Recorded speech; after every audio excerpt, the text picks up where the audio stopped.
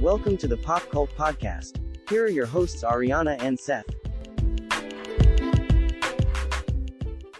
This is the Pop Cult Podcast. I'm Seth. I'm Ariana. And today we're going to be taking a look at two recent releases. A little later, we're going to be talking about the German drama, The Teacher's Lounge. But before that, we'll be doing a review of Yorgos Lanthimos' new anthology film, Kinds of Kindness. Recently, we rewatched Osgood Perkins' Longlegs, now that we got access to a slightly better looking version, we'll just say. And I think it's interesting to talk about a movie after you've rewatched it. And we don't often rewatch a lot of movies. No, and I feel like it would be nice to do that because it was like rewatch Tuesdays would be what we Rewatch Tuesday. I don't know. We're gonna do that. Got too much on the calendar. Well, this month, actually, September, we have a pretty open month because we're really focusing on the Bela Tarr movies. So there's like a bunch of days with nothing. So maybe we'll do that. So Ariana, rewatching Longlegs, what were your thoughts about it the second time around? It became clearer and clearer to me what the movie was about. There is also an ending that feels it could go either way, because I think, does it end with her just staring into the camera? You're assuming that she's staring at the doll. Yeah, and she's with we'll say a victim. Yeah. And I get the sense they're about to leave. Yeah. And that's where, and then it ends with Longlegs, Hail Satan. That's how it ends. So what did you take away from the movie this second time? It's a sad premise. It is basically a woman that is trying her best to take charge of her life and change the path that she's going down on, but everyone around her is basically telling her, this has already been settled for you. Yeah, it does feel a lot more hopeless once you know how it's going to end. Yeah. But I also think there's a lot of people. First of all, I think the marketing of it was bad because they kept doing like the scariest film of the last 10 years. And I think that's just a dumb thing to do. But I do think there's a lot of audience members out there, and we'll talk about this a bit more when we get into Kinds of Kindness, who just lack the media literacy to be able to understand something when it's put in front of them if it's not very standardized. Yeah. And I think people saw Longlegs and they made an association with Silence of the Lambs, which is a slightly reasonable association to make. Female FBI agent, monstrous serial killer kind of thing. But that's where the similarities end. What the tone that Osgood Perkins brought to Longlegs is so obviously dark fantasy fairy tale. It's like you're in a waking nightmare. And so people who wanted this very like grounded, direct kind of ending, I just want to be like, what movie do you think you had been watching that entire time? It's not that kind of a movie. Part of the problem, and there's always like that pop icon that, even though they themselves are kind of reluctant to be a pop icon. Talking about Cage. So we're talking about Nicolas Cage, who has been a meme for over a decade with his acting choices, movie choices, but despite the fact that he's made such odd choices, it is also someone who is willing to commit 100% to the role, especially if the director gives him a sense as to what to expect. And I think it translates over to Emma Stone with Kinds of Kindness, where she's a star, right? It's like that rare thing that we have, especially in the States, of having a star. And I think what shocks people is these people don't want to make the thing that's going to make you happy. Yeah, they're leveraging the success of a more broad project to do the stuff that they find more fulfilling and interesting to do. Exactly. And I think the mass audience in the States just are very much wanting things that are easily digestible.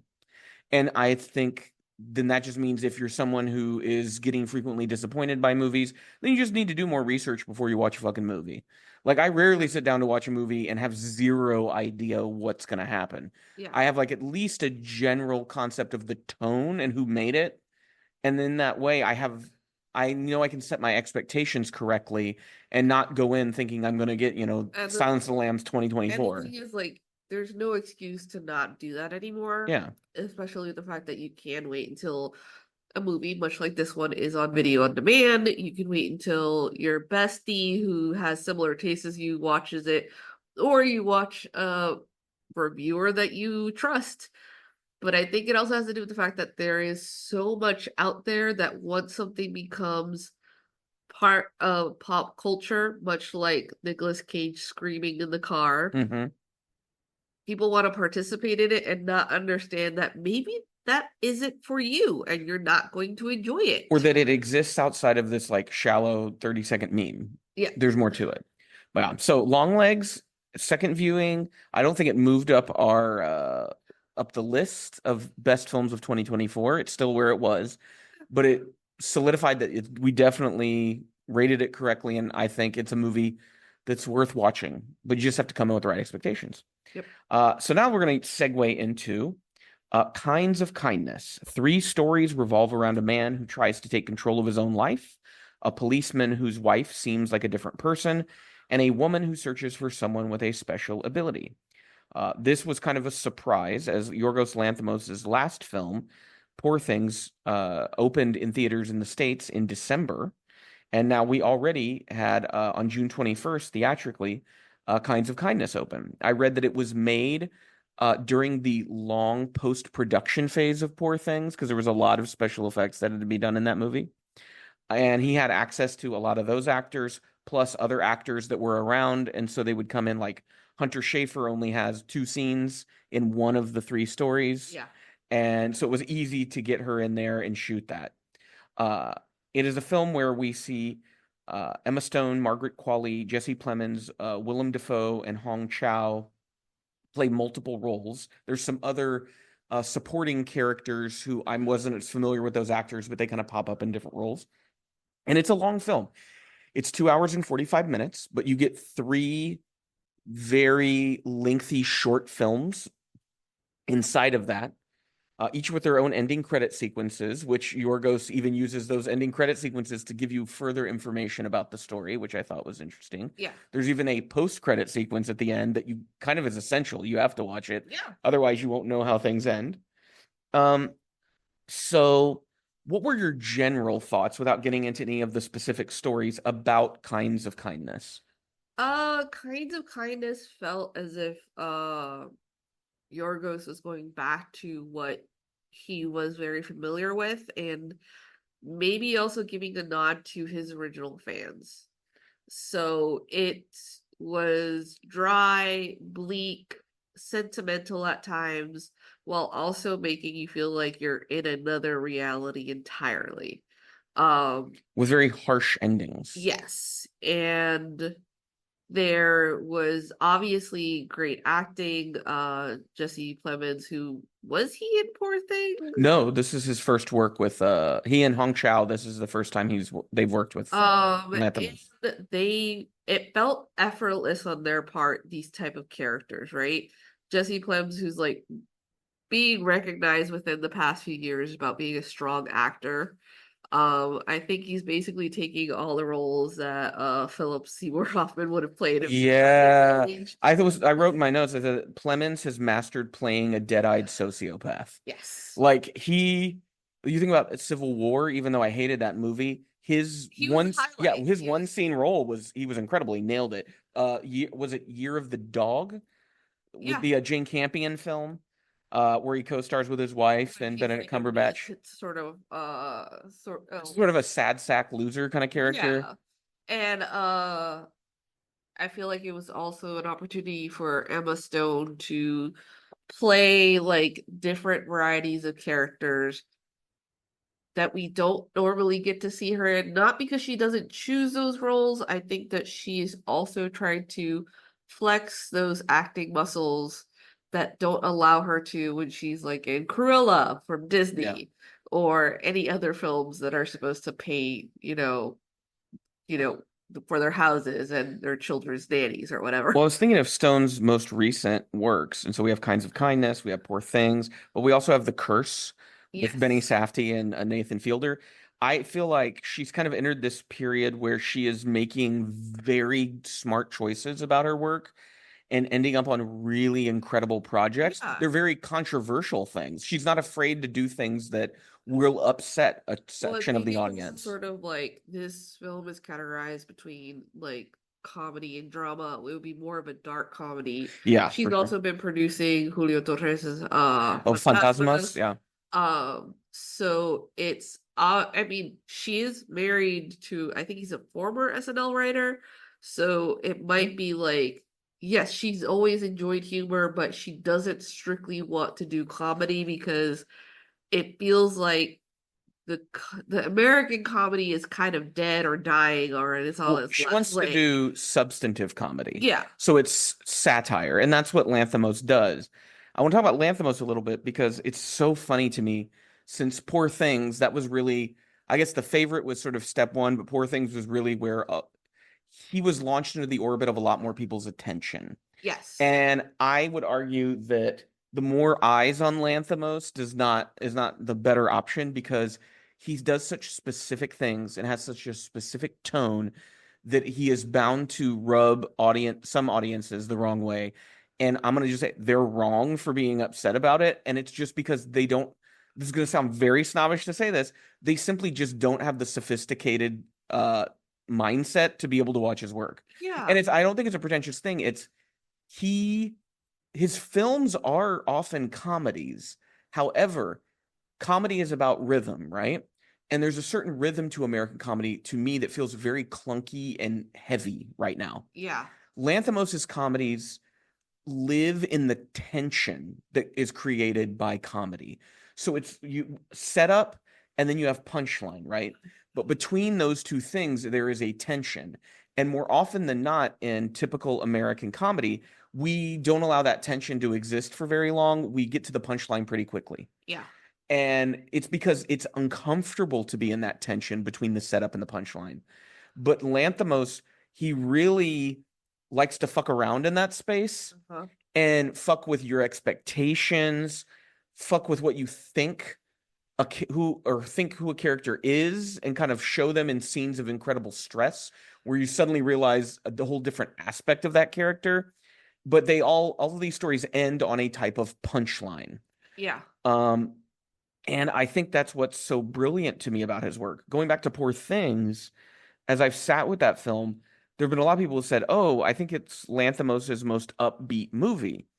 But the more I sat and thought about that ending, and I certain people who've talked about like, "Oh, it seemed like things that happened earlier in the film contradicted the end of the movie." And I realized, okay, Lanthimos is a very smart guy. He's not going to do that by mistake. That's on purpose. And I realized kind of the ending of Poor Things itself is yet another cynical ending.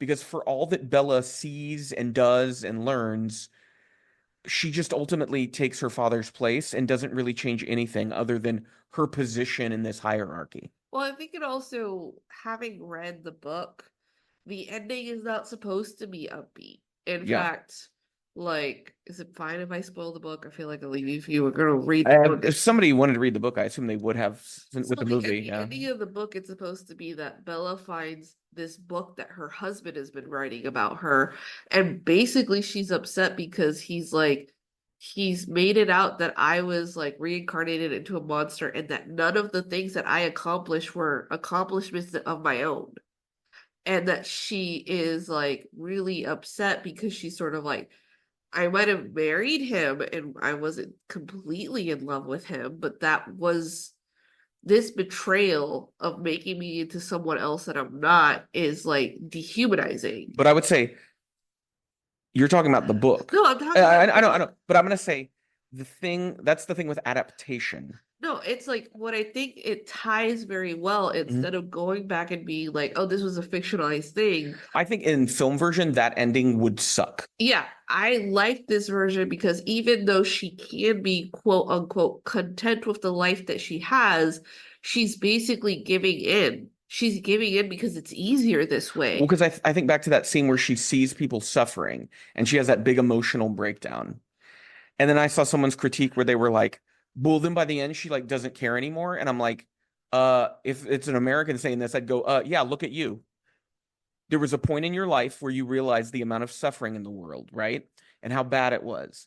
But then the comfort that you were able to numb yourself with being an American caused you to go from really caring to going, well, and making little excuses. You see it right now with like Palestine. There's plenty of Yeah. people that are trying to find their out because they're kind of tired of caring about it. And they just feel like if there's an off ramp for them, they're going to take it. And that's what Bella does. Is she takes the off ramp, the life of comfort over the life of actually engaging with the challenges of the world, right?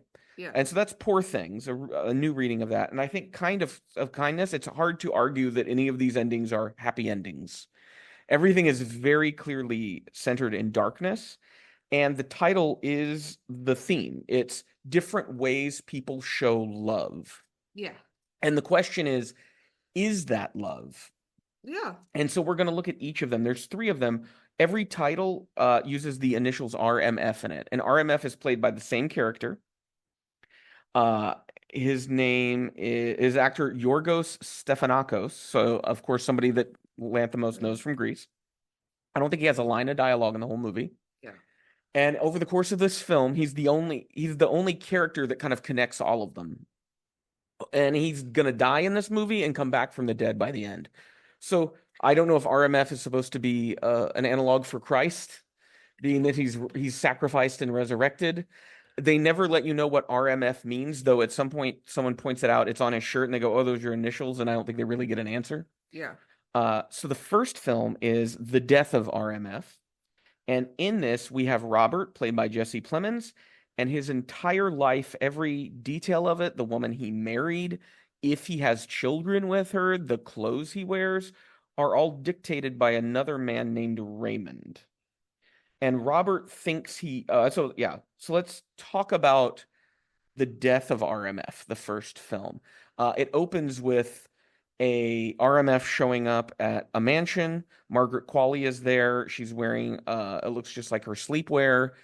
And she's on the phone with someone and describing everything in great detail as she gives RMF an envelope of money. Yeah. What did you think of the way Lanthimos starts his whole film here? I think I'm fine with it. It's also not, I wouldn't be like, oh my God, what a bold move. A lot of this is we're starting right from the middle, right? You have to catch up to what's going on here. There's not going to be an exposition. It's just you're trying to feel it out and wondering, okay, this person got like an envelope with cash in it and they're gone. But then there's that more confusing element, which is her going, yes, he's wearing this color shirt. Yes, it has a collar. And the intent first, I think, is to disorient you. Yeah. And it's to trigger your brain to start asking questions.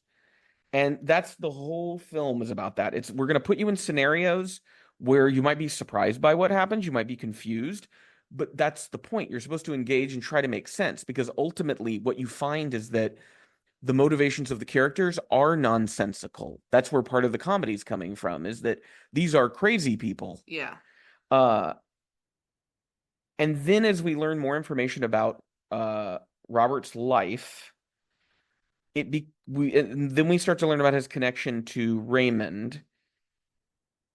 What did you think of how that was revealed? And did you understand what was going on right away when you saw them interact, or did it take a while to figure it out? I mean, it felt like within all and this I'm talking about the 3 stories, there is like a cult-like element in every scenario. Devotion. Yes. And then it is the proof of the devotion or the anxiety of not fulfilling that devotion, and also realizing that like the main characters that sometimes kind of shift after the second one are no longer in control. That the cult of sorts is in control. You have more power in group than as an individual. Well, in the case of the first film, Death of RMF, our ending is supposed to be happy, but I would say that in it, Robert, throughout the film, thinks he wants the freedom to make his own choices in life, but by the end, freedom from choice is the gift that he's given, which is something that Lanthimos is intentionally putting out there to kind of provoke the audience. Because especially it's a film in English shot in the United States, I believe. He knows that those audiences are very big on talking about how free they are, Yeah. right?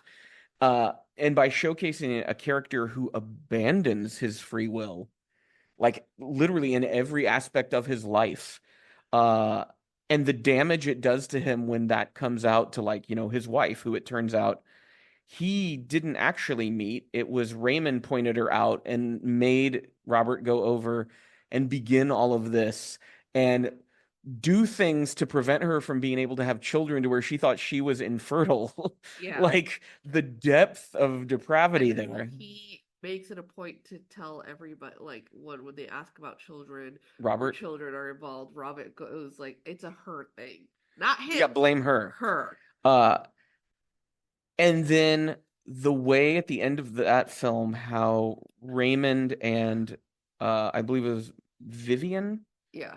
Margaret Qualley's character, kind of hold Robert in between Well, them. I think there was also this sense, I don't know if you picked this up in the first one, when uh like Raymond is having an argument with his wife and he's explaining everything to her, and there's at one point where she's like, Raymond, you need to stop and go to the office.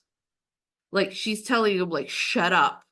Because it's like, I don't, and like, it's a mixture of like, you're trying to be like, is she in denial, or does she know Raymond? Margaret And Qualley's character? no, like Raymond is his wife. Willem Dafoe. Oh, no, I mean like You Jesse mean Jesse Plemons. Plemons, Robert. Yeah, Robert. So he and Hong Chow, Sharon, are arguing. And like how she's like, you need to stop. You need to stop, go to the office. He's trying to confess, and she's like, this is not going to do you any good. So there's like this implication that she knows that Willem Dafoe's character and she's part of the plan. I don't think she's part of the plan, though. Because when Robert reveals to her what he has been doing, she did not know any of that. Yeah. So I don't think she's part of the plan. I think, like any spouse, she wants to know where the money's coming from. And I think she has a sense there's some weird relationship between Robert and Raymond. I don't understand it, but that's what pays our bills. So I'm just going to quietly accept the weird things that I noticed. And like, he goes to Willem Dafoe's house being like, where's my wife? Well, that's after he's told her all the truth. So I think it's just him wondering, like, who would she have gone to? Maybe she went to Raymond. Yeah. Because he's become paranoid at that point. Like, he knows that he and Sharon never were supposed to have gotten together. This was Raymond's plan. So he's like, is this also part of Raymond's plan? Yeah. And so that film is sort of the setup for the rest of the movie. Yeah. And it leaves you in a very strange place. And then the second short inside the film is called RMF is Flying. And in this film, Daniel, played by Jesse Plemons, his wife Liz, played by Emma Stone, is a marine biologist and returns after being lost at sea for many months, I believe. He's convinced it's not really her. And so the first one was kind of a more dark comedic. This leaned way more into almost like horror, body horror at this point. So it almost felt like a totally different genre, but with that Lanthimos style. Yeah, I like the fact that towards like a little bit before towards the middle, it shifts. Especially towards main characters, instead of it being Jesse Plemons, it goes to Emma Stone. And I think this short also had the most comedic moment, yes, which is he invites over two friends of theirs who are married, a married couple, and this is while Liz is still gone, and everybody assumes she's dead. Their house. No. Okay. They come to his house. Okay. Because he asks if they want to watch something with him. And it's written very well because they all know what it is, but they're not going to say it out loud necessarily, because in real life you wouldn't say that. But then it cuts to them sitting in the living room, and he set up a projector and he's playing a sex tape of them doing a swap. Yeah. And so like Liz is with the husband of the other couple, and Robert is with the wife of the other couple.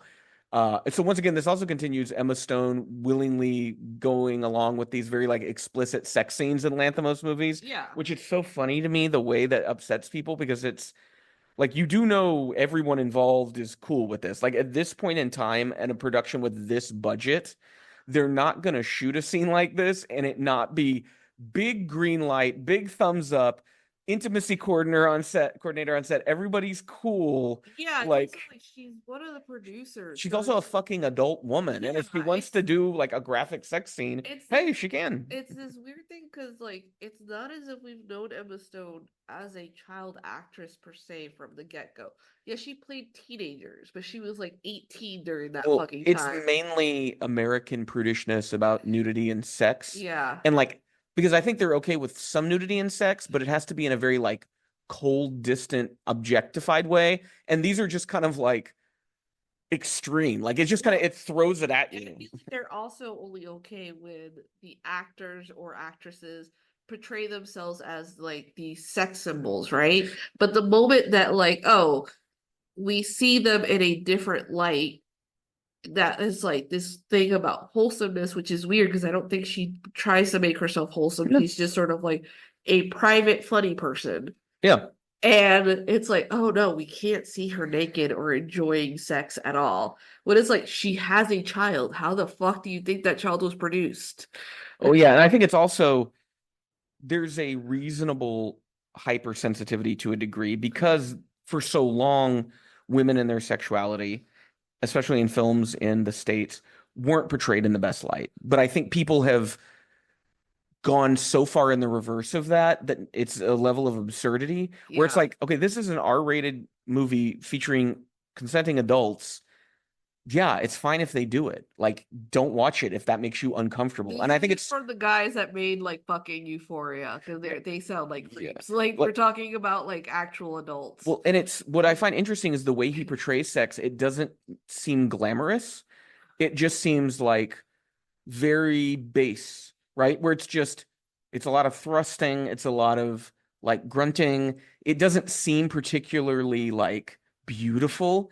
It's just like it's people who are wanting to get off. That's what it looks like in his movies. Of like orgasm. Yeah, which makes sense in the context of this movie because it's about these people who are searching for love, but they can't even really define what that love is, if it is sexuality, if it's, you know, Robert being held by these two adults at the end of the first film.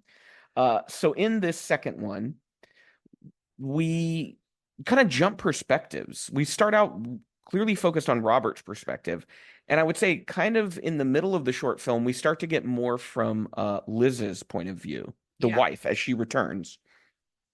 What were your just kind of general thoughts about this one? I thought did creepy so well. I do like one of the highlights of watching this was how annoyingly good Willem Dafoe is. Yeah. Like he's a fucking chameleon. Like the first one, he does not fucking know Emma Stone. And the second one, he's playing her dad.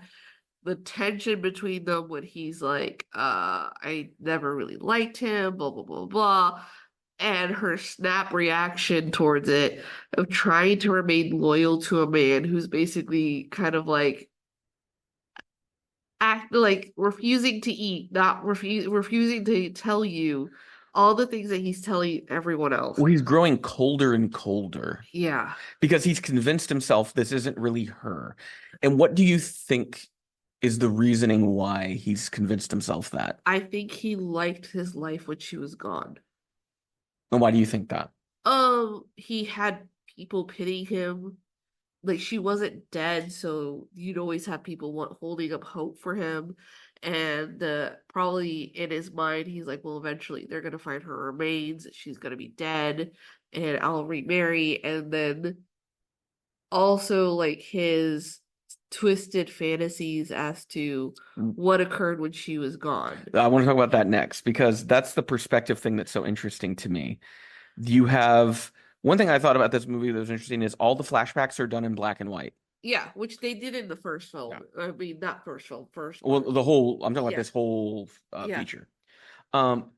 So we get that moment where Andrew is imagining what Liz went through on the island because she hasn't lost like that much weight. Only 2 people survived. Uh, and he imagines just his wife cannibalizing other people. Yeah. And that's something that he gets stuck in his head. And then she has a conversation with her father, played by Willem Dafoe, about maybe 2/3 of the way through the short. Yeah. And she starts talking about what actually happened on the island. And the story she tells is crazy. Yeah, because she doesn't give any details. You're just It like, sounds like a fairy tale. yeah, and it's one where it's like this is how she's processing her trauma. She will not give you details because it's sort of like she's trying to come back to normal, but she can explain it to you. And it's like how dogs were like, I want to go into detail. yeah. Yeah. But it's the nature of the island she was stranded on I don't think you can predict what she's gonna tell. But the thing is, the end credits of this short feature black and white images of the things she described. Okay. And we see those creatures driving cars and like in a city, and it's crazy. And then when you add on the final scene between her and Plemons in this short, which opens up a whole bunch of questions as to whose perspective we're seeing the ending from. Yeah. If we're seeing someone who's gone crazy, or if this is actually what happened, because if her story about what happened on the island is true, then what does that mean about what Andrew encounters at the end of this story? Yeah. And I thought it was the most mysterious of the three, in my opinion, and is the most left open and just kind of sitting out there for you to kind of mull over, while the others felt like there was more of a clear through line. The final of the 3 shorts in the film is RMF Eats a Sandwich, which is played, I think, over the ending credits of this one. So it's not a big part of it. And in this, Emily, played by Emma Stone, is part of a sex cult. She is lured back home by her ex-husband for one night and ends up getting kicked out of the cult because they say she's impure now that she's been with him, and then tries to recruit a sort of mystical supernatural healer in order to get back into the cult. And so this is where Jesse Plemons kind of recedes in this film. He's there, but this is very much an Emma Stone centered story. Yeah. What did you think in general about RMF Eats a Sandwich, especially compared to the other 2? I think this one has more comedic elements towards it. And when it comes to the absurdity of the storyline, the way that things are set up, and it's also like the desperation that like Emily has towards the end when she's kicked out. Yeah, like it is, but there's so many interesting conflicting things in this one that I really like. One thing that I wanted to point out that I just think was like, I just like that was in there, and it's something a lot of people might gloss over, is Hunter Schafer appears in this one in only a couple scenes. Yeah. And she plays a character named Anna, who is part of the cult's search for someone who can lay on hands and heal. Mainly they're looking for someone who can lay on hands on a dead body and bring it back. Yeah. Because it's obvious, like, within the story that they're going to basically worship this person. Yes. And part of those scenes include Hunter Schafer being nude. Yeah. And I thought, like, what a great thing. Now people might go, what does that mean? That's weird. But Hunter Schafer's a transgender woman. And I don't think we often have transgender people shown nude in any sort of wide release film, and it not be a point of horror or a point of like freakishness, right? Like that's such a common thing that transgender bodies are constantly attacked with. Yeah, there's also no mention that their character is trans. And so the character could be cis, could be trans, it doesn't matter.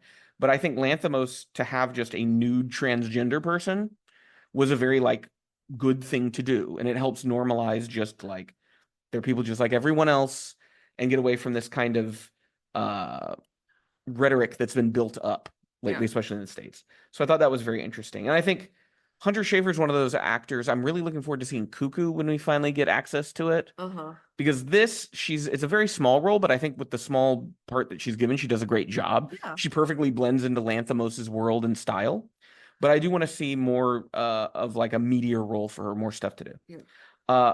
What I thought was very interesting in this film was Emily Stone's character and the path she goes down with her former family and how little information we get about her ex-husband, and she has a daughter. And like we never know why she left. We have to assume she has joined the cult. It's probably the cult. But then there's something that her husband does Yeah. that made me go, maybe the cult wasn't the only reason she left. Yeah. There's also the fact that like Jesse Plemons plays kind of like her partner while searching for this person. Searching for the healer. Yeah, and he tells her like if you want to visit your wife and Your husband and daughter, like you can go do that. It's okay. Like the cult isn't preventing her. She's going in secret to check the house and kind of like do some blessing with the water. There's this whole thing about their water that's like very weird and bizarre. Well, because like part of it is they sweat out their impurities. That's part of the process. They don't eat fish because it's like not good for them kind of thing. There's like this whole diet thing. There is also like a reward system that basically if you did good, like you get to have sex with like the two main people. Yeah, that's the only time you get to have sex with anyone. Yeah. And it's like it's weird and like quirky, much like the way she drives her car. What was your reading of that? I think it was just like a character thing. Like it's supposed to be like she drives it like a fucking stunt driver. But then it also brought into the idea that they're looking for someone who can resurrect the dead. And it started to make me think that there's something in here about mortality. Yeah. And that by driving her car in the way that she does, she's constantly confronting her mortality. Yeah. Because the way she drives, she's going to kill herself at some point. And that does pay off at some point. I won't say if she kills herself or not, but I will say that a car driving death occurs. Well, I think it probably also has to do with a certain cockiness of her belief, right? She believes if she finds this person, she can't die. And therefore it makes her reckless, not understanding that because she does that, it's going to cause a big accident that's going to fuck her over. And in this film, I feel like Margaret Qualley got a bigger role than the previous two. Yeah. Because she plays she plays two characters in this who are very central to the film. What did you think of Qualley's performance here? I really thought that she had amazing chemistry with Willem Dafoe in the first film. Like not the first part of the film. In the first short. Yeah, but I'm talking specifically in this one where she plays the dual role. What did you think of, because she does have like a pretty lengthy monologue she gives at one point. Yeah, she's like, I think she's probably gonna end up being one of those actresses that you want to keep your eye on because again, she's kind of following in Emma Stone's footsteps of not wanting to do something that's hyper normal, right? She hasn't been in any Marvel films. You think she would have been. I wouldn't be surprised if at one point, you gotta get that paycheck. But yeah, I think you're right. She, like Stone, is making really smart choices. I'm drawing a blank on the name of the film from last year that you really liked with Sanctuary with Christopher Abbott. I can't believe I remember both those things. Well, I knew you'd remember because you love that movie so much. I mean, like it was also a simple title, and I remember Christopher Abbott's name because it's like Rabbit's name, Christopher Abbott. But yeah, I think that movie really showcased to me Qualley's complexity. I know you watched Made. Yeah. Which just wasn't really a show for me. No, that was not for you. It isn't my tone. But I mean, I could tell she did a good job, even though like it wasn't for me. But it does have me interested to see if Qualley continues to work with Lanthimos, because she did have a very small role in Poor Things. Yeah. Which I'm wondering which came first, her parts in Kinds of Kindness or that role in Poor Things? Because I feel like they could have shot her part for Poor Things near the end of production easily. Yeah. There wasn't much there.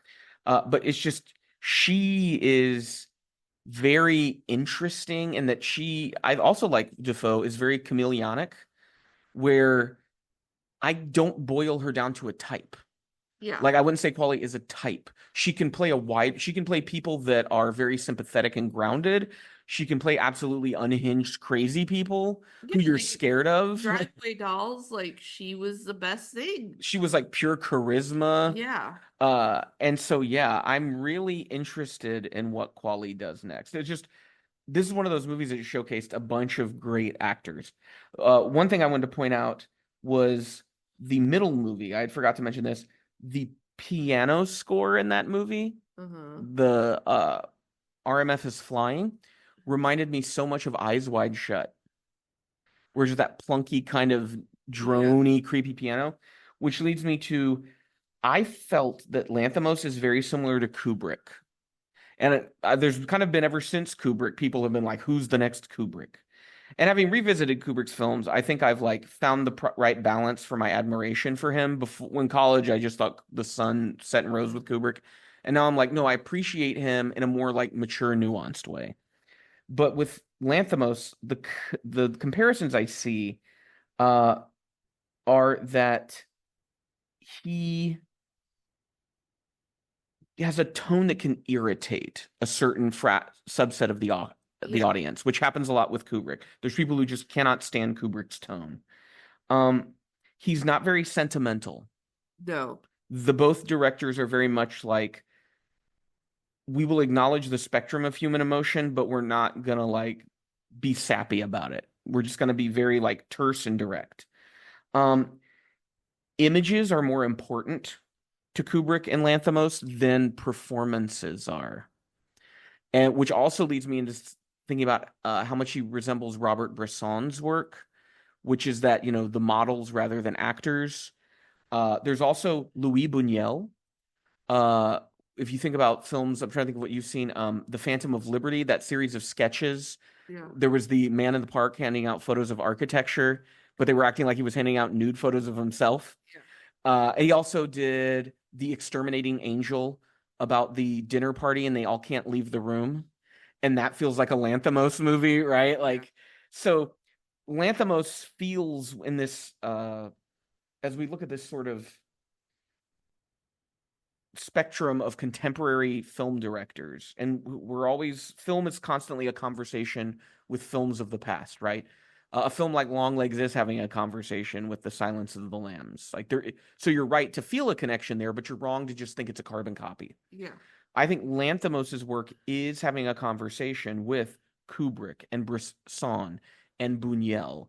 It's looking at those films and it's pulling the elements that speak to Lanthimos, but he's taking them and he's making them his own because he has a very distinct sense of humor and a certain perspective. And I think great film directors often are grating to more people than popular film directors because popular film directors are about pleasing the audience. Yeah. So that's why, the Russo brothers make a bunch of Marvel movies and people are like, I love the Russo brothers. Well, yeah, because you went to McDonald's and you wanted a Big Mac and they gave you a Big Mac. But if you're going to a Lanthimos movie, it's not the same experience. You're going to a different kind of restaurant. You're going to one of those where it's a planned menu and you don't order and the chef is making what he wants to make. Yeah. And your job is to just take it in and think about what he's doing. And maybe you'll like it, maybe you won't, but that doesn't mean he's a bad chef. That's your taste, right? And I think that's something that US audiences have such difficulty with, and I think has gotten worse over time. That may be a very old man thing to say, and I could be completely wrong about it. But I also think it has to do with the way media in the States is kind of fragmenting off into little islands. I think it also, when I think about the style that he was projecting with the coloring, with the shots, it is not too far off from a Wes Anderson film, but it is just not, it doesn't have that whimsy. Instead, it's almost as if they're pressing your head against the wall and forcing you to look. It just keeps adding a little bit more pressure. And you're starting to notice the texture and like, you're just like, I feel uncomfortable. And they're like, yeah, but if you just wait a second, you're gonna see the like brush strokes. You're really gonna enjoy this. And it's one that Wes Anderson, but fucked up. yeah, and like it's not a terrible thing. Like it was, if anything, the most European American film I've seen in a while. And that's not bad, but we also have to remember like he's not American. He's Greek. He's Greek and he happened to like make a film that made like Olivia Colman a fucking huge name. Yeah. Like I saw a comment on Letterboxd that I want to share with you. I'm not going to read the whole comment, but part of it that stuck out to me as another like misreading of art. This person said that the sexual assault scene in the last of the three yeah. was glorifying that act. They used that verb. It glorifies it. What?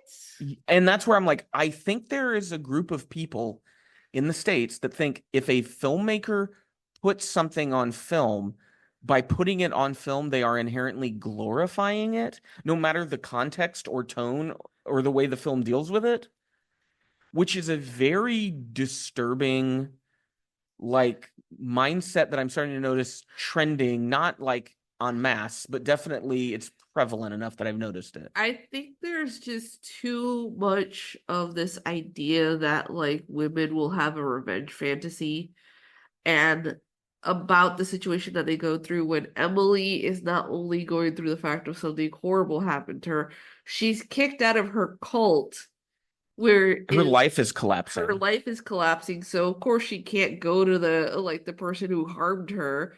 She's like, I have to go remedy this elsewhere. Yeah, I think I've seen a lot of conversations recently that are pushing back against the sort of, well, where's all the media literacy? Where's all the media literacy? And the refrain that I saw, and I have to agree with it, is they said, I'll tell you where the media literacy went. It went out the window with all of the people going, the curtains are just blue because they're blue. These online arguments where people were like, oh, I hated my English class because my English professor was trying to teach me to, read and analyze things and understand that not everything exists on the surface level, like how we as humans don't exist on the surface level, which is very disturbing that so many people seem to think we do. Because I'm like, don't you have an inner life? Like, don't you have things inside of you that you can't necessarily communicate simply, that there's a complexity there? And so, yeah, the reason why we have poor media literacy is because there was such a push by these like reactionary types in American culture to not analyze things, to not look at things deeply. So then whenever they're presented with voices in media, we're just taking everybody for their word because we don't know how to actually look at action and look at dialogue and find, oh, there's contradictions here. And in those contradictions, you find meaning.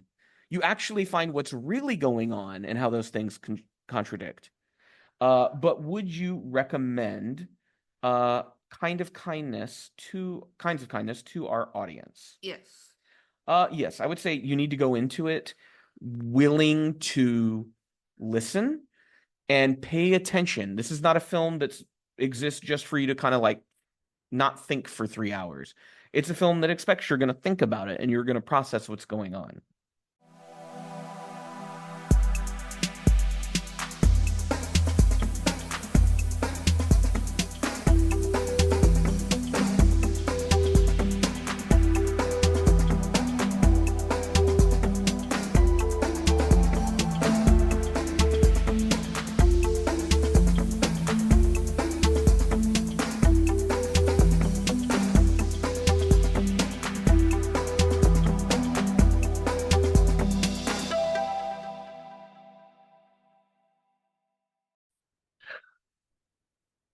Teacher Carla Nowak decides to get involved when one of her students is suspected of theft. Caught between her ideals and the school system, the consequences of her actions threaten to break her. This is The Teacher's Lounge, a film from writer-director Ikar Çatak, a German man whose parents are Turkish immigrants. What did you think in general about The Teacher's Lounge? It was a very interesting watch. I think we joked about how anytime we see a movie outside of the US parameters of schools, we're like, that's how it goes. that's a nice building.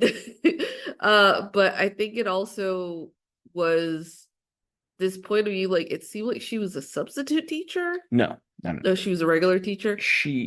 We'll get into the details of how she ended up at this school, but I just want to know, how did you feel when those end credits rolled for this movie?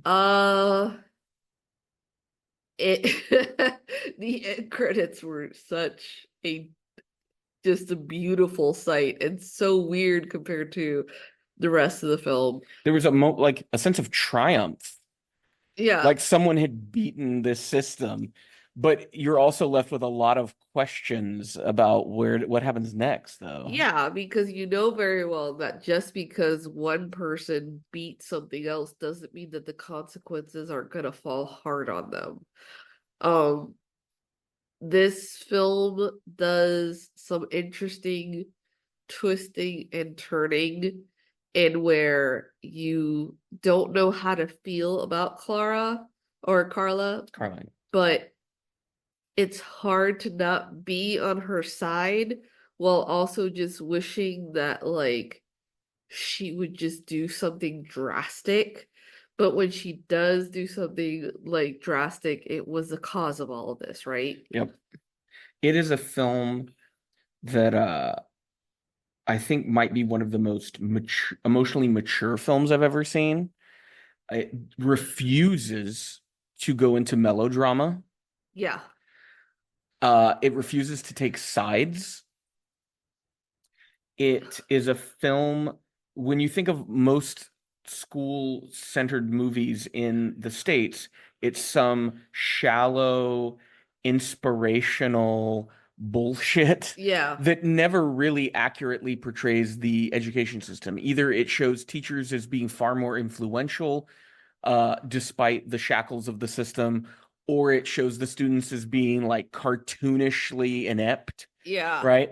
And none of that is ever the truth. One of my gripes about so many American films, having been a teacher in America, the number of times there'll be a scene, I saw it like in School of Rock and Kindergarten Cop, so many different movies, where the teacher enters the room and the students are already in the classroom.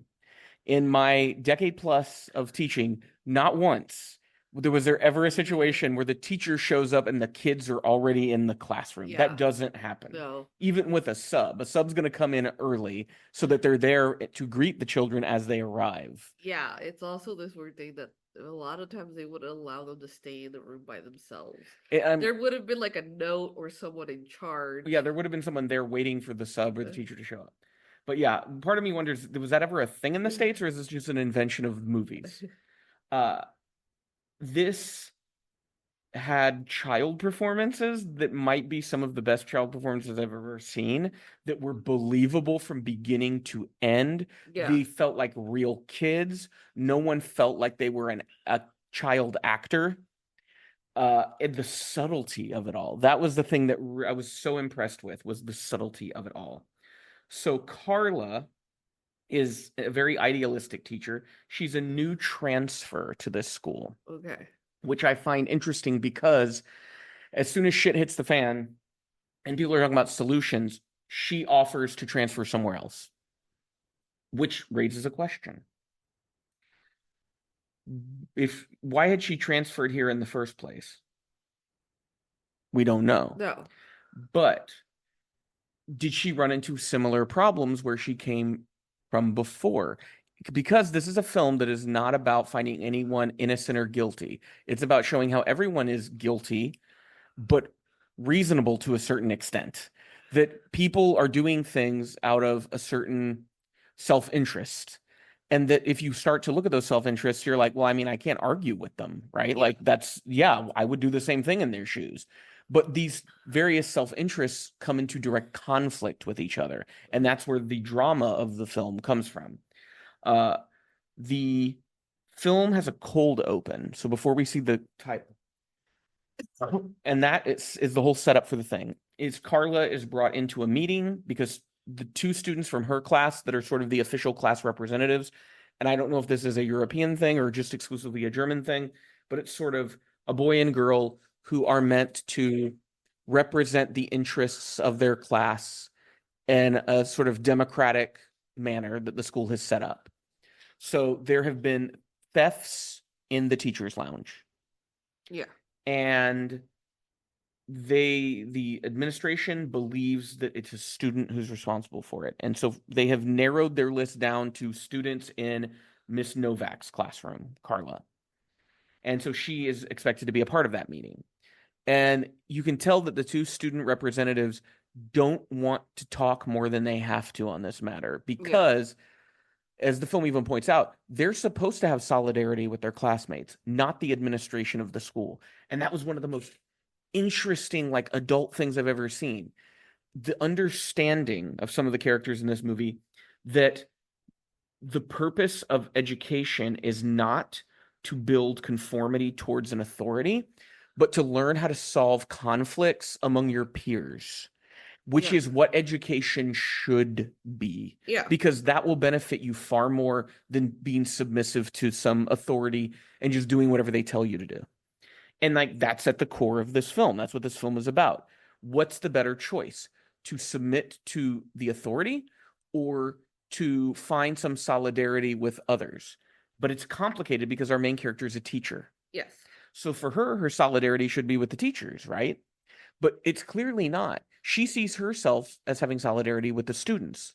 But the students do not see her as someone on their side. They see her as part of the existing power structure. Yeah. So when she wants them to confide in her and share information with her, they understand the system better than she does because they go, but you're a mandatory reporter. If I tell you something, you're going to have to tell the school administration. Yeah. There's also the interesting dynamic that we don't really realize until midway towards the movie. So one of the kids gets falsely accused, Ali. who is His parents are Turkish Turkish immigrants, but he was immigrants. born in Germany. So this is clearly a character the director has a connection to. And there is this discomfort coming from Miss Novak due to the way the information was given. It's also the fact that Ali's mother is explaining, I gave him extra money to go buy a gift for his cousin. And if I want to give him money, what is the problem with that? Because you jumped over a very important scene. Yes. They come in without telling Mrs. Novak and make the girls leave the room. Immediately going that it has to be a boy who's stealing. And it's sort of, well, what's the evidence? Did you find like a condom instead of a tampon? Like, I don't know, like what, how would you know? And so the boys are all made to put their wallets out on their desks, then go and stand in a corner of the room as the administrators go through and open everybody's wallets. And you can see in Miss Novak's face she like just intense discomfort of watching her students' civil liberties just be trampled all over. But she stays quiet and she goes along. And then you were talking about when they find the money in Ali's wallet. Yes. Yeah. There is a moment of like discomfort because Ali's father starts to speak in Turkish. Yeah. And the principal then indicates that they need to keep speaking in German. And he's like, German? You want German? Fine, I'll give you German. He will never steal because he knows that I will break his legs. Yeah. And it is this thing of like him showing his culture, showing also that he's sort of like, this is my child, I discipline him. Yeah. And also what an insult to our family that you would accuse him when from, birth, I have instilled in him a sense of you don't steal from people. Yes. Then those threads, you see it throughout the movie because Miss Novak, even though she's speaking fluent Dutch, not fluent Dutch, fluent German. It's Dutch because we were picking up vocabulary in it. Yeah, it's shared vocabulary. Well, they also called it like Dutch and German, so whatever. Yeah. She has a coworker who happened to be the person who helped lead the whole thing. Thomas, yeah. No. Oh, Milos. Milos, who comes to her speaking in Polish, and she tells him Carla Novak is also Polish. And she tells him, we need to speak German at work. And he's like, are you ashamed of our heritage? And she's like, no, it's just better off for our colleagues that we speak German. So conformity. But she's also understanding, how am I any better? And also there is that discomfort that she's like, yes, I may appear white, But once they hear me speak Polish, They differentiate. I am an other. You're not German, you're Polish. And now their perceptions of you are colored that way, which goes back to why did she transfer her hair in the first place? Maybe where she came from in Germany, they didn't like having a Polish person on their faculty. Yeah. We don't know. The core of where this movie really begins, because it's the one thing I do like about European cinema, and particularly what I've noticed in modern European cinema or contemporary, they don't necessarily give you the setup right away. If we think about Dry Grasses, Yeah. it takes a while for the movie to put some things in place, and then you finally realize, oh, this is the moment. This is the moment where the story begins, where the plot begins, because Miss Novak is wanting to help in some way. And because there's things being stolen out of the teacher's lounge, she leaves her laptop there with the camera recording. Yes. And she comes in the next day, she goes through the footage, and there she sees a blouse being worn by someone, and that person is reaching into her jacket, and she checks her wallet, and the cash that was in her jacket is gone. Yeah. And she's searching around the building, looking at the students to begin with. And then when she comes into the office and she sees the secretary sitting in the front office of the school, and the secretary is wearing the blouse that she saw in the video. Yes. What a moment in the movie. And that's the moment where we realize, oh, this isn't going to be a film about teachers and students and how they connect. This is going to be a movie about a society falling apart. Yes. Because the truth has now been put out there. It's also this interesting thing that, like, for example, Miss Novak approaches Miss Kun? Or Kuhn, who is the mother of one of her students. Oscar. Oscar, from what we saw in previous scenes. Miss Kuhn is the school secretary. Yes. Yeah. Miss Kuhn, at first, she's like, hey, we need to talk about something. Miss Kuhn is confused. Now, the thing that we have to emphasize is we just see a sleeve. We don't see a face. The film leaves that there's reasonable doubt. You think about like 12 Angry Men, The Switchblade. There is a chance someone else was wearing that blouse and then they left the building after they stole it. We can't know for certain. And it is all the chaos that ensues as she tries to have a one-on-one dialogue with this person. And then Miss Novak, because of her sense of justice, goes to the principal without having a clear conversation with next steps, right? Yeah. Because the principal automatically goes, we have zero tolerance, it doesn't matter. And she brings Miss Kuhn, who the principal and Novak are convinced has stolen the money, into the principal's office. And they just tell Miss Kuhn, well, first you just need to give the money back. And Miss Kuhn is adamant that she didn't take it, and that if she's a liar, she's a very good liar, because she seems very authentic in how upset she gets about this accusation. And you can even see Miss Novak is questioning, like, I don't know for 100%, but like, it's such a distinctive blouse. Who else could it have been? Yeah, and there's also this interesting thing that later the principal brings up. In fact, it was illegal for you to film in the school. And Miss Novak is like, what? Then we can't use this. And they're like, no worries. We'll call the lawyers. We'll sort it out. Well, but then the other faculty get mad at her because you would of course think, how long has she been filming? What else has she filmed? Where else has she filmed things?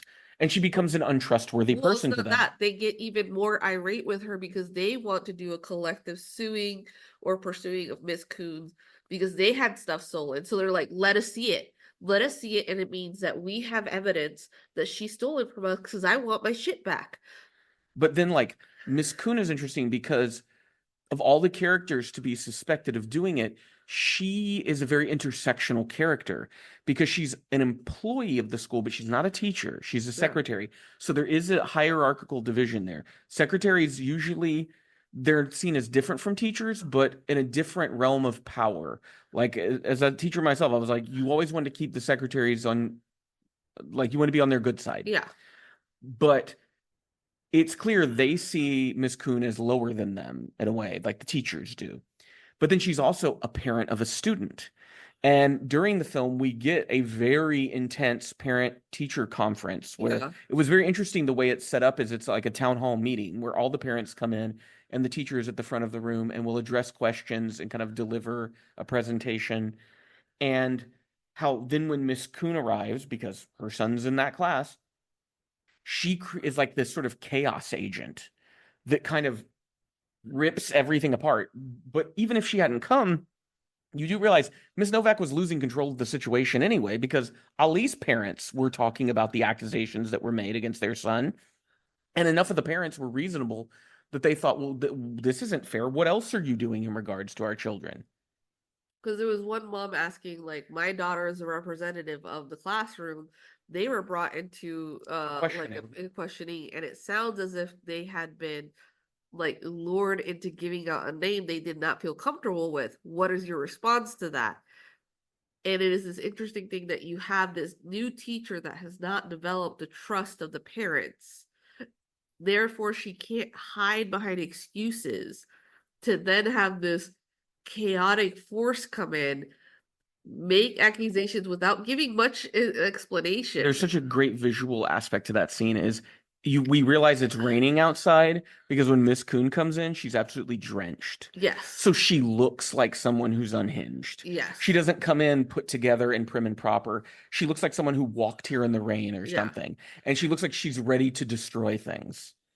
One of the interesting things that I thought about the design of the school, even before we realized Miss Kuhn might have been the one to steal it, was the sort of panopticon nature of the school. Are you familiar with the idea of the panopticon? Explain it to me. Oh, it's the idea, I think it was Jeremy, no, it was John Locke, I think maybe came up with it, like not the lost John Locke, but the guy he was named after. The philosopher. Whose idea was if there was imagine like a enclosed space. And if you put a tower in the center, and at the top of that tower, you can't see into it, but you know there's people in that tower who are watching at all times, or you have to assume they are because you can't see in, that it would cause crime to end because everybody would be visible all the time, so nobody would ever commit a crime. Yeah. And it's a theoretical idea. And this school has a very panopticon design to it. If you think about the layout of the teacher's space, the secretary has an enclosed space, but she has large glass windows that look out into the halls where the students would be. Then behind her, there's a big open window into the teacher's lounge, so you can see all the activity going on there. Yeah. When they're walking through the hallways, there's this sort of center column of stairways that kind of come down at these sort of crisscrossy angles. Yeah. Right? So if you're standing at the top, you can look down and you can see everything that's kind of going on. And so the structure is of a place where it's hard to hide things. But there's a scene where the students find a way to hide things. Okay. When they're in the gym and the two students who say they're not feeling well, and then they slip out, and she has to go this windy maze to find them. And they're in like a little courtyard area that I don't think we ever see anywhere else really. Yeah. That has a bench there, and all she sees is one of them stuff something under their leg, and it turns out to be a lighter. But like that's the only place where we see someone go and they can't be found until the teacher starts searching for them. Yeah. And so I think that's a big part of the movie is the geography of this place. Because there's even whenever the Oscar's big return, we as the audience are aware that he's coming, but she and the students are not. Yeah. And it's because the nature of the way it's designed, their attention is on each other, but our attention is on the whole space. Yeah. And we can see him. So now we begin anticipating what is he going to do when he gets in here. I also think it's a film that the thematic core of it is an examination of order versus logic, and that they are not synonymous. So keeping order is not the same thing as logical thinking. Yeah. And we can see this in like fascism. It is very much about order and control, but it is not centered in actual grounded logic. Yeah. It's centered in personal grievance and a belief in tiered hierarchies, right? Yeah. And this is a film that is all about hierarchy. The teachers versus the students. talk about what you thought about the newspaper portion of this, because that came out of nowhere and was fantastic, I thought. Well, I think it Well, explain what it was. I think it feels like it comes out of nowhere, but it really does not. So we need to talk about first this little scene because again, the visual that you're talking about, Miss Novak is looking outside after she talked to Oscar, and he says, "If you do not get this fixed, I will make you regret this." Mhm. And suddenly it is a game of telephone amongst children before she is called to do an interview that's supposed to be for next Tuesday. But For no, the school paper. for the school paper, but you know what? No, we're pushing for a printout for sooner. Well, it's like they say, oh, we go to press tomorrow. Yeah. So they're in a real rush to get a story out about Yeah. this new teacher in the So building. you get the two smallest of her classroom, meekest of sorts. And I think it was very intentional that one of those students is this little girl, glasses, very nice and neat, wearing a hijab. Yeah.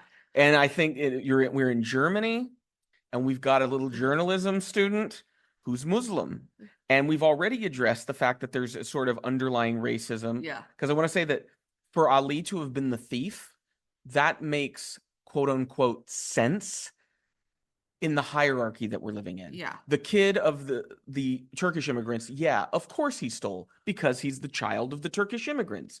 But that's where that logic starts to fall apart the more we get to learn about these characters. Yeah. So the newspaper sequence. It starts off with like a few soft questions until suddenly the older kids start circling her. And it is very predatory, that Yes. section. Where they start asking her about the investigation as to what happened. She cannot give answers. And within the press of like her interview, there is something that since she cannot deny the videotape, they're assuming there is a videotape. Yeah, and somehow that gets around, but nobody's seen it. Yeah. And that is, and it's also the fact that like they ask her, who do you think has the authority to like who is more important in the school, the teachers or the students? And she says it's the teacher, like it's the students. She doesn't think that the teachers are higher up. She thinks that the main focus are the students, and that's when you have the whole thing of them being like, "That's very nice words, but we can't believe you. You're an adult."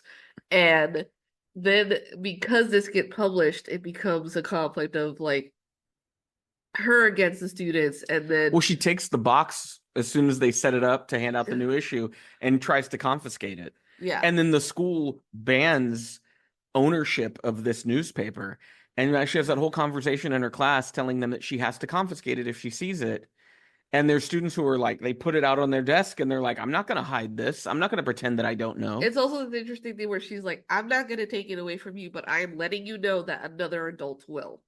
And it's also the conversation that follows afterwards because this is when her coworkers realize there is a video and start demanding of her to release it for them to pursue action against Miss Coon. You get to watch her being pulled at both ends, students Yeah. and teachers, to where she is completely isolated by the end of this movie. Yeah. Who's on her side at the end? Nobody. Yeah. And it came from the fact that she thought she was going to help by essentially being a vigilante. Yeah. Right? She thought there was injustice going on in regards to the students. Instead of going through a grievance process or contacting the parents, because the parents have a right to know what's happened to their kids in school, she goes, no, I'll secretly record the teacher's lounge and then I'll be able to show what happened. But never thinking, yeah, but what happens when I see who did it? What am I going to do then? Because you have to realize, yeah, I'm going to ruin that person's life. Is it going to be worth it to ruin that person's life? Yeah, and it's also the fact that she doesn't tell when she sees somebody taking money out of a piggy bank that's supposed to be for coffee. Yeah. In the class, but or when she catches them with the lighter and she gives it back to them and doesn't write them up. Yeah. And it's sort of because they said like, don't call my parents, it'll just make it worse. So she's kind of like, okay. And so she is she's the protagonist, she's a very flawed protagonist. Yeah. She's so inconsistent that you go, what is it you even believe? Like, I don't understand what Miss Novak believes because she's very idealistic, but bends the rules constantly because she wants to be seen as like cool by the kids or something. I don't And think they are it's not buying that. I don't think it's just cool by the kids. She's trying to do right by them, but while not having someone to help her guide through it herself, especially being the first year teacher there. So, a question to ask about this movie is, would it have been better for Carla to simply move on and ignore what was going on? Probably. But we have to ask, would that have been the moral thing to do? Would that have been the ethical thing to do? I think it also has to do with the fact of it being like, Because she set up bait. She left her own jacket with her wallet in it yeah. to be stolen, which is entrapment, right? It's also having to do the fact that she was trying to prove that it was an adult, not realizing that that adult had a child involved into this. Or also that, okay, what are you going to do when you see one of your colleagues stealing it? Yeah. Do you not think that's going to be a really difficult thing to do? And wouldn't it have been better if the school had made the decision to put a security camera in there rather than you on your own doing it? Yeah, but it's also the fact that she views that the school is already doing harm by being this zero policy thing where we need to investigate something that's weird. And it's weird if your child has more than 10 euros in their wallet. Like, that's weird.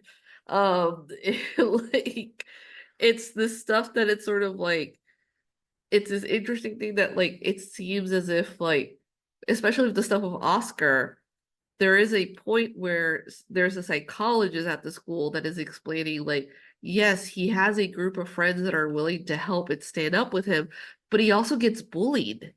Yeah. So he and basically like Carla are the same. They don't belong anywhere.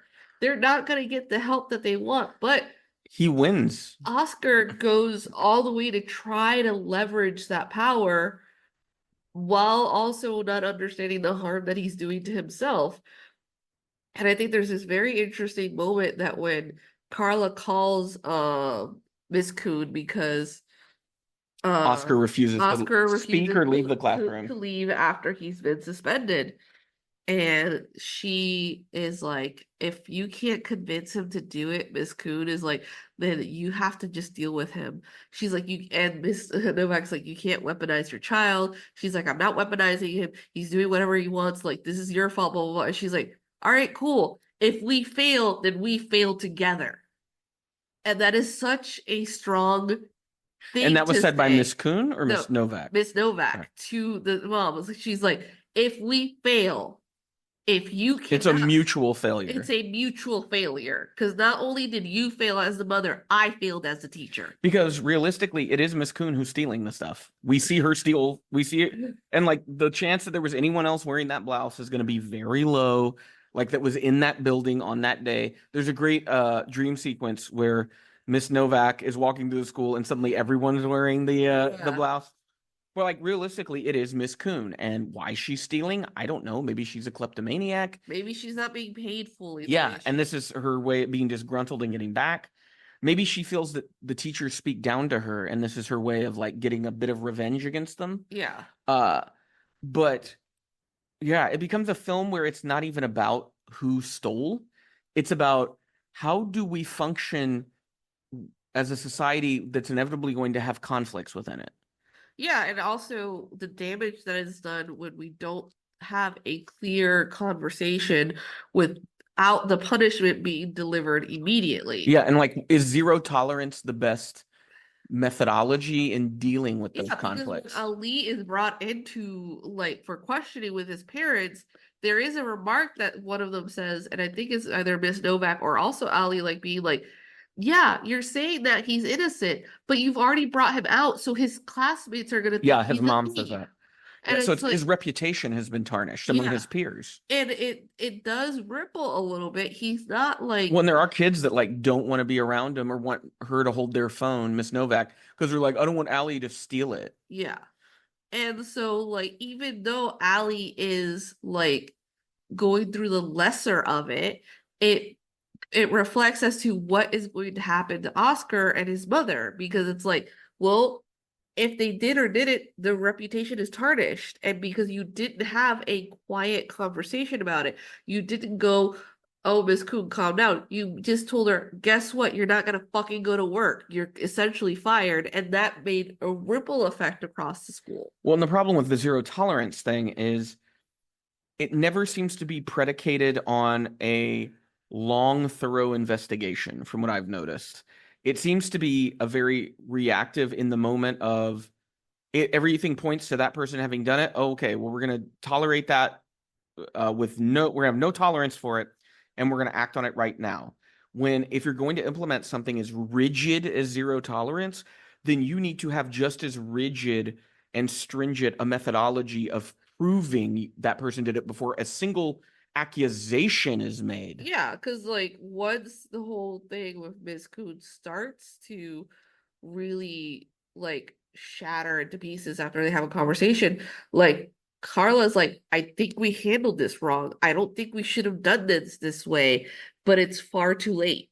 It's far too late, and it's everyone else is kind of like, well, they'll get over it. They're kids, or that's fine, whatever. Yeah, Like, the adults are very dismissive of the children. yeah, and like Miss Novak is torn between being basically cornered by her students, like them refusing to do work at a certain point. Yeah, she loses all control in the and classroom. like then going into the lounge, which should have been like a place of like respite. She gets cornered by her coworkers who are like, "Oh, you did? Yeah, I want to see the video." Blah blah blah. Or like, "Hey, you accused me of being a fucking racist. God damn you." Well, going back to the Panopticon, she comes under the most scrutiny of anyone in this whole film. Yeah. Every action she takes, every word she says, it comes under scrutiny and analysis and investigation, to the point that it's hard to imagine like her staying at the school. Like she's gonna have to transfer. Yeah, and it's this interesting thing that even though you think, okay, this is a moment that Miss Novak is just gonna be completely on her own side and go, well, fuck everyone else, I'm gonna take care of me. She's pleading with them, being like, just let me transfer. Let me transfer, because if you put Oscar in another school, he's not gonna fucking make it. You're just taking him away from his friends, from what he knows, from what is comfortable. And they're just like, but there's not that many teachers. Yeah, they have a teacher shortage, so they can't afford to give her up. Yeah. But then also it's again that's dismissive of the students. The most important thing here is that we maintain our staff numbers, not that our student body remains mentally and emotionally healthy and trusts us. Yeah. And it's this funny thing that is like towards the end, as Oscar is sitting in the classroom, refusing to leave. All his other classrooms have left. There is this idea that like one teacher or like administrator is probably going to force him out of his chair, and Miss Novak is like, I would rather sit with him in silence than have him forced out and make it worse, because it's already gone as bad as it can be. And that's what she does. She just sits with him. Because there's really not much else she can do. Yeah. Would you recommend The Teacher's Lounge to our audience? Yes. Yeah, I would say one of the best films of the year, without a doubt. Yep. When I asked you what you wanted to rate it, you said 5 stars yesterday. Visually, it's very beautiful. And then like story-wise, it's like the atmosphere of this movie is so tense. But yeah, excellent film. The Teacher's Lounge.